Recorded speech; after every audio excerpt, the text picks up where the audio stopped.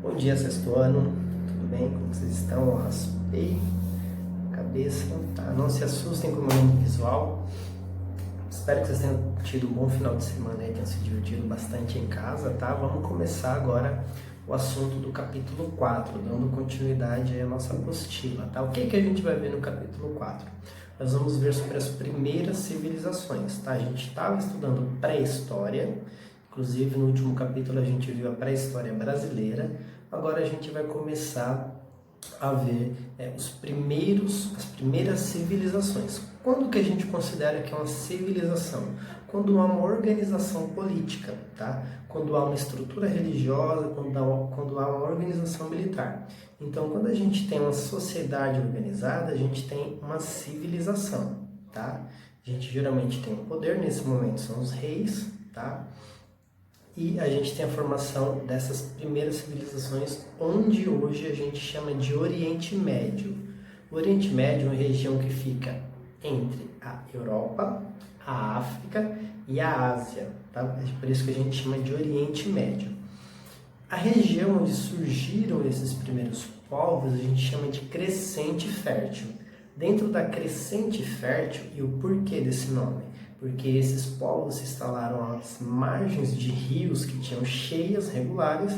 Quando a água baixava, as margens ficavam férteis, o que possibilitava a agricultura. Então, dentro da Crescente Fértil, a gente vai estudar os mesopotâmios, tá? A Mesopotâmia, e nas próximas aulas a gente vai ver os fenícios, os persas e os hebreus, tá? Então, hoje a gente vai estudar sobre a Mesopotâmia. E esse nome Mesopotâmia significa entre rios, Mesopotâmia, e se refere a uma região que ficava entre dois rios, o rio Tigre e o rio Eufrates, tá? Onde hoje é o Iraque. Então, pessoal, entre os principais povos que habitavam ali a região da Mesopotâmia, a gente tem os sumérios, os assírios, os acádios e os amoritas, tá? Nós vamos estudar esses quatro principais, e uma característica importante de entender é que cada cidade, né, era independente entre si.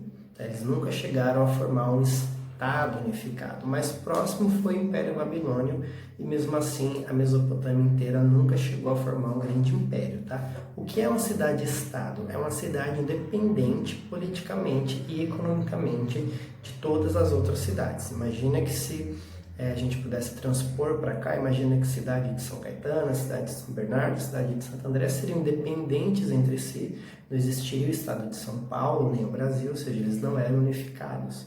Cada cidade é autônoma politicamente, e era assim na Mesopotâmia, não existia um estado, um país, tá? Cada cidade era independente entre si.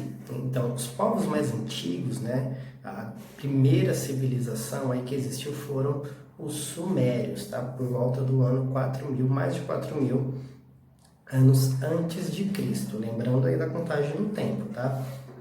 A partir do nascimento de Jesus, a gente tem a contagem do tempo de depois de Cristo, quando ele nasce, e antes de Cristo, antes dele nascer, tá? Então, o ano contado antes de Cristo, ele vai diminuindo, e depois dele vai crescendo, tá? Então, há 4000 anos antes de Cristo foi quando surgiram os primeiros povos organizados na Suméria, tá?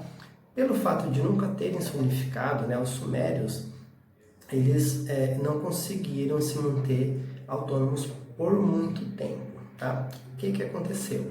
Os acádios, né, dominaram a Suméria por volta do ano 2300, 2400 antes de Cristo, e dominaram a região por muito tempo. Então, tem esses dois primeiros povos, tá? Os sumérios, e depois os acádios dominaram os sumérios. Na página 68 da apostila, vocês vão conseguir visualizar que a Acádia fica um pouquinho em cima de onde é a Suméria, tá? De onde os sumérios ficavam.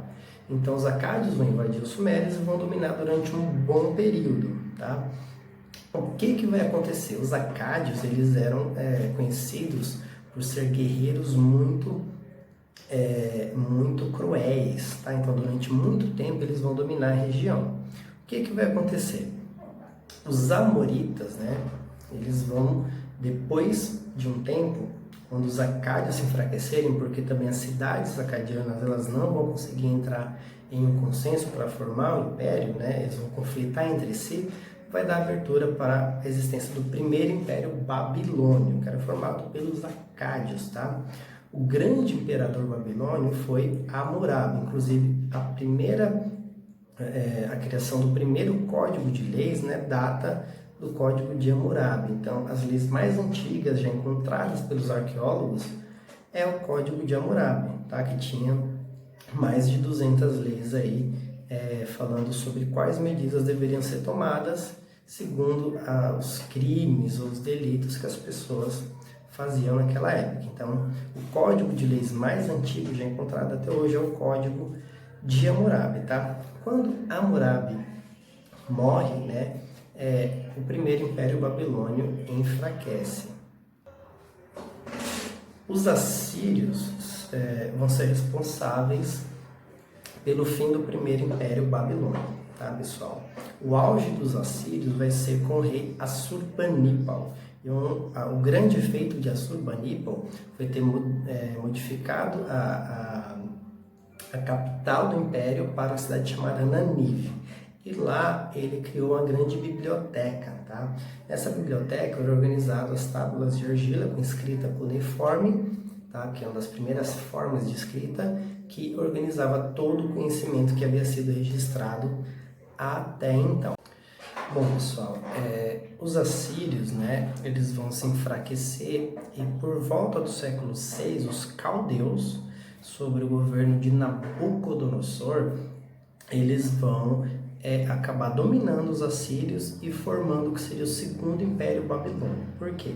Os caldeus vão tomar aí o controle da Babilônia, tá? Sobre o Império de Nabucodonosor, e aí vai se iniciar um novo Império Babilônico, o segundo Império Babilônico. Tá? Nesse momento, o que vai acontecer? Os babilônios eles vão se especializar na construção de grandes obras públicas, inclusive uma das 7 maravilhas do mundo antigo vai ser criada pelos babilônios, que são jardins suspensos da Babilônia. Tá?